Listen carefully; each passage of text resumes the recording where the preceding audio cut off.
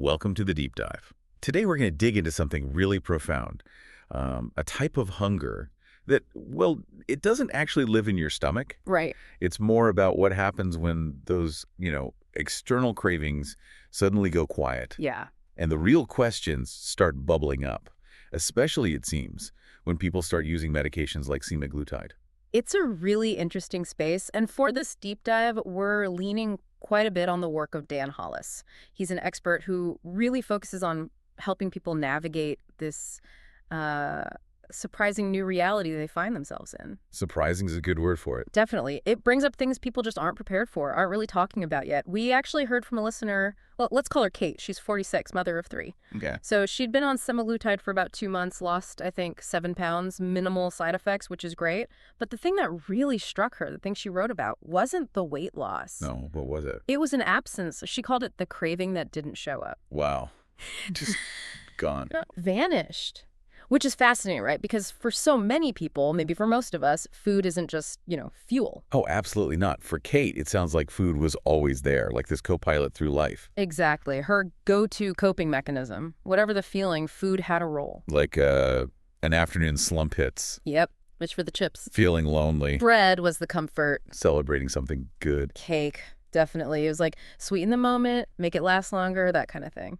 And then she has this moment, the one she described to Dan Hollis, walking past her pantry. And feeling absolutely nothing. Her words were, nothing reached back. Can you just imagine that? After years of that constant back and forth, that, just silence. It's incredibly powerful. And that feeling, that quiet, that's exactly what Dan Hollis calls the quiet window. It's a quiet window, okay. Yeah. He describes it really well. It's the moment where the food stops answering your questions and the real ones start talking. And this is the bit that catches people off guard, the part no one talks about. This unexpected, grief almost. Grief for losing cravings. Grief for losing the thing that numbed you. Even if it wasn't healthy. Kate didn't miss the actual chips, maybe. She missed the signal, the rhythm. That old story she told herself. At least I know how to feel full. Ah, so it's the loss of the coping mechanism itself? The familiar pattern? Exactly. However unhelpful it was in the long run. And this is where Dan Hollis's work really starts to shine, isn't it? He says his real work, it doesn't kick in just because the scale changes or the lab results look better. Not at all. He says it starts when the human sitting across him begins to hear the echoes of all the years they used food to muffle the deeper questions. It's about what happens when that noise finally dies down and you're just left with yourself. And that silence, it just opens up this whole cascade of really fundamental questions. What? Like, what am I actually hungry for if it's not food? Who even am I without constantly chasing that next bite, that next craving? Yeah. What's left when the noise goes? Exactly. When you can't turn to food for the answers anymore. And exploring those questions, that's really our mission in this deep dive today. Okay, so let's talk practicalities. Okay. For someone who's navigating this miracle pause, as some call it, we're talking about drugs like semaglutide, Ozempic, Wegovy are the brand names. They're GLP-1 receptor agonists, right? Originally for type 2 diabetes. That's correct. But Dan Hollis is really clear, isn't he? This isn't some magic fix. Not at all. And it's crucial, I think, for listeners to understand how these drugs create this quiet window. Right. So a GLP-1 receptor agonist, it basically mimics a hormone your body already makes. This hormone tells your brain you're full, and it slows down how quickly your stomach empties. So it's biological, not just willpower. Precisely. It's a biological shift. It literally quiets down those intense food cravings. It gives you this biological pause. Pause. Yeah. Hollis calls it the silence that lets you find the answers to those deeper questions we were talking about. But think about it.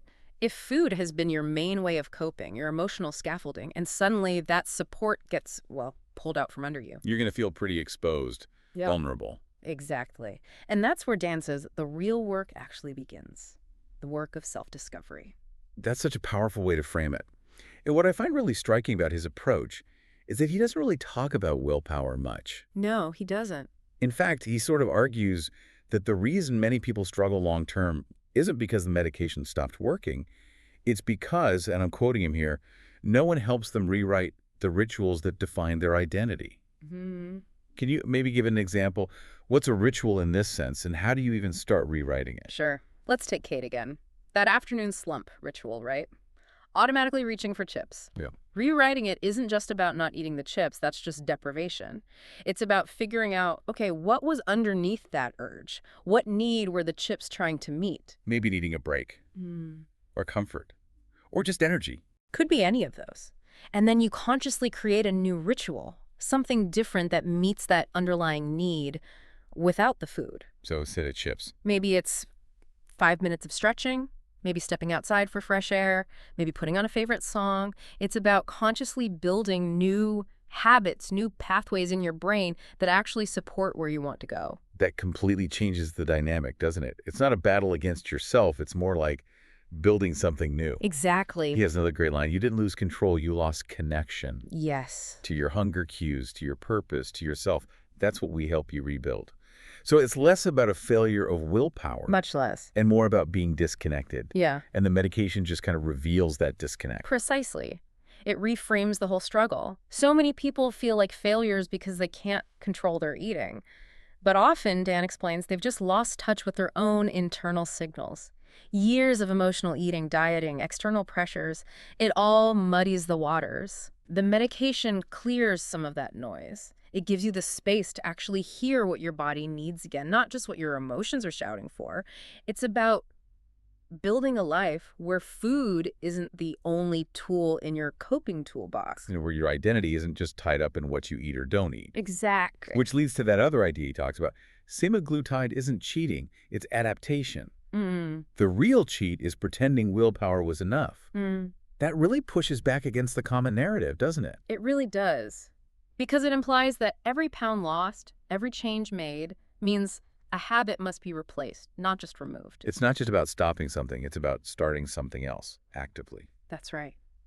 And this connects to his bigger point, the really crucial insight.